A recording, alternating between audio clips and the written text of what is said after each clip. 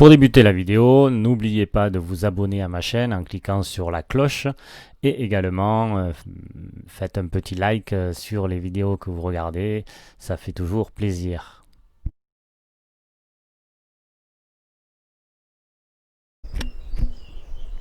Bonjour à toutes, bonjour à tous, bonjour la team OM, bonjour la team foot, bienvenue pour cette nouvelle vidéo consacrée à la stratégie, la nouvelle stratégie de l'OM de Frank McCourt, la phase 2 du projet. Donc on va parler de cette stratégie, on va parler ensuite du remue-ménage qui se passe à la formation, avec 4 départs officialisés. On reviendra sur le post sur LinkedIn de Jacques Herrero pour comprendre en fait la stratégie et ensuite éventuellement le choix d'Olivier Piqueux. Voilà, je vous expliquerai que en fait, Olivier Piqueux correspond totalement à ce que recherche l'OM dans cette phase 2 du projet. Donc la phase générale de Frank McCourt, la nouvelle stratégie, c'est faire, on l'a bien compris, c'est faire du trading, du scouting, recruter des jeunes joueurs, les valoriser pour qu'ils prennent donc de la valeur et les vendre beaucoup plus cher, faire des culbutes financières importantes pour faire entrer de l'argent dans les caisses du club.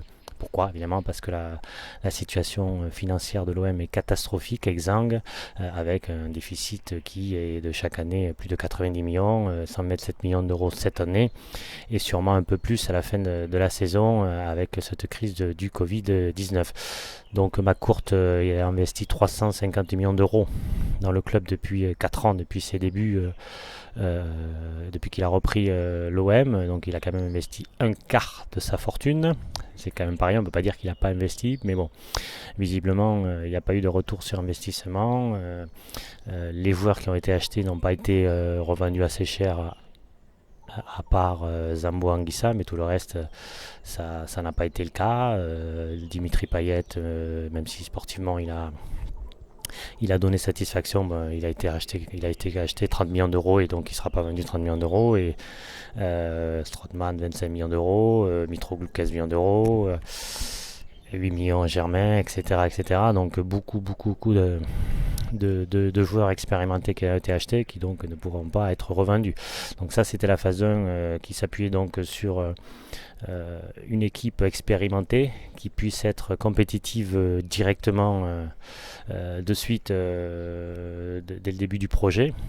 Le but c'était d'accrocher la Ligue des Champions rapidement pour ensuite rentrer dans ses frais.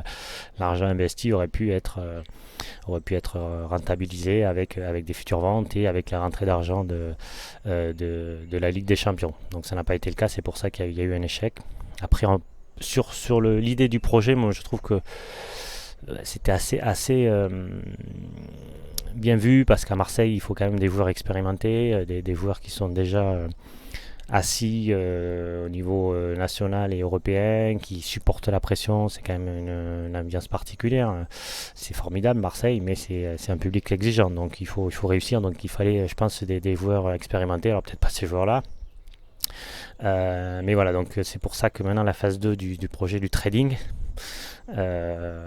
comme le disait Mourad Art sur Football Club de Marseille, Hérault, il a martelé qu'il ne ferait jamais du trading, c'est pas sa politique, c'est pas ce qu'il voulait. Et là, il va le faire, forcément, puisqu'il faut faire entrer de l'argent et puis il veut garder son poste peut-être pas pour longtemps, mais en tout cas, de toute façon, c'est les directives de Frank McCourt qui avait ces dernières années laissé les clés à Jacques Herrero pour diriger ce club, qui a bien vu que son argent était parti en fumée et qui ne le reverrait pas s'il ne changeait pas de stratégie à court terme maintenant. En plus, il y a les exigences bien sûr du fair play financier et de la DNCG aussi, un peu moins importante, mais ces gendarmes financiers ne vous laissent pas trop le choix, puisque c'est une sanction, déjà eu une sanction de 100 000 euros déjà pour l'OM, et cette année elle va être sûrement plus importante et elle risque d'être encore plus importante après. Si le club ne fait pas rentrer l'argent, on parle de au moins 60 millions d'euros à faire rentrer dans les caisses pour ensuite pouvoir peut-être recruter. Donc ça prouve que le chantier est grand et donc on passe par du training de joueurs. Voilà. Donc on va continuer cette vidéo par les thèmes que j'ai évoqués. Dans la politique donc de Frank McCourt de faire du trading, le ménage dans le staff actuel va totalement dans cette logique. Alors décidé par le responsable Nasser Larguet, qui dans l'objectif fixé par Frank McCourt et dans la manière de fonctionner, dans sa manière de fonctionner, lui qui veut des gens compétents et efficaces. Voilà pourquoi les 5 départs, Sébastien Pérez, Didier Samoun, Olivier Janouzi, plus 2 préparateurs physiques, ont été licenciés et vont être remplacés par d'autres personnes qui seront du coup dans la stratégie du club et de Nasser Larguet. La stratégie de l'Olympique de Marseille, notamment de Jacques Arriero, le président, c'est de se placer dans une politique de trading, de scouting, et de réaliser un mercato avec un budget très resserré. L'OM n'a pas de moyens. Donc il va falloir recruter malin, recruter à bas prix, recruter des joueurs gratuits, aller charger des jeunes pour pouvoir les valoriser et ensuite donc faire une plus-value à la vente. Je vous lis le passage du post qu'a mis Jacques Arriero sur LinkedIn, le réseau social professionnel. Le recrutement du Head of Football découle de cette logique, monter un peu plus en puissance sur l'aspect sportif en recrutant un spécialiste du monde du foot doté d'un profil d'un nouveau genre. Ce manager se projette sur le long terme, supervise la stratégie en matière de formation, affiche des qualités transactionnelles évidentes pour mener à bien les acquisitions et cessions de joueurs dans le cadre des objectifs fixés. Il est aussi le garant de l'équilibre financier du sportif et maîtrise parfaitement les aspects juridiques propres aux contrats et à leurs négociations. Il est moderne et très analytique dans son approche de la donnée au service de la prise de décision. Ce Head of Football est plus qu'un directeur sportif. Il est un vrai responsable de PL. Il est un support décisif pour le coach, véritable stratège du terrain, dont le but premier est de gagner les matchs, gérer son effectif au quotidien afin de l'amener au plus haut niveau de performance tout au long de la saison. Donc qui est Olivier Piqueux? Olivier Piqueux a 50 ans, c'est un ancien footballeur professionnel qui a notamment évolué au sein du Toulouse Football Club. Il a eu 5 sélections en équipe espoir française dans les années 90. Donc il a exercé en tant que footballeur de 1989 à 2003. Et donc il a été manager d'Angers de 2006 à 2020, c'est très récent puisqu'il a été, c'est un cours de procédure de licenciement pour faute grave à effet immédiat depuis mars 2020. Alors quelles sont les qualités d'Olivier Piqueux donc pour aller rechercher ces bons joueurs? Il est malin, il est charmeur avec les joueurs, il sait y faire, c'est un bon communicant. Donc du coup, il sait aller convaincre des joueurs de rejoindre son écurie, son équipe, grâce à du coup un savoir-faire qui est chez lui inné. Hein. Donc ensuite, il s'implique dans la stratégie avec son entraîneur pour à moyen terme construire une équipe, construire aussi une équipe avec des jeunes donc issus du centre de formation. Donc il sait faire le relais, il sait faire du scouting, du trading, il est très fort en négociation financière aussi.